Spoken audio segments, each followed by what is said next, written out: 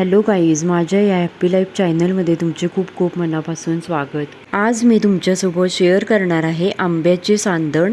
हा कोकणातील अतिशय प्रसिद्ध गोड, मऊ आणि लुसलुशीत पदार्थ आहे. यासाठी लागणारे साहित्य: पिकलेला आंब्याचा गर 1 कप, 1 वाटी इडली रवा, गूळ 3 ते 4 वाटी किसलेला, मीठ चिमूटभर, वेलची पूड अर्धा चमचा, पाणी 2 ते 2.5 वाट्या. कृती पाहूया. एका मोठ्या भांड्यात तांदळाचा रवा, किसलेला गूळ, ओला नारळ आणि आंब्याचा गर एकत्र करा. त्यात थोडे पाणी आणि चिमूटभर मीठ घालून सर्व मिश्रण चांगले एकजीव करा. गुठळ्या होऊ देऊ नका. हे मिश्रण एका कढईत मंद आचेवर घट्ट होईपर्यंत साधारण शिऱ्यासारखे शिजवून घ्या. मिश्रण शिजल्यावर त्यात वेलची पूड टाका. आता एका खोलगट भांड्याला तूप लावून हे मिश्रण त्यात ओता. कुकरमध्ये पाणी उकळायला ठेवा. त्यात हे भांडं ठेवून कुकरची शिट्टी न लावता 15 ते 20 मिनिटे मध्यम आचेवर वाफवून घ्या. आता आपले आंब्याचे सांदण तयार आहे.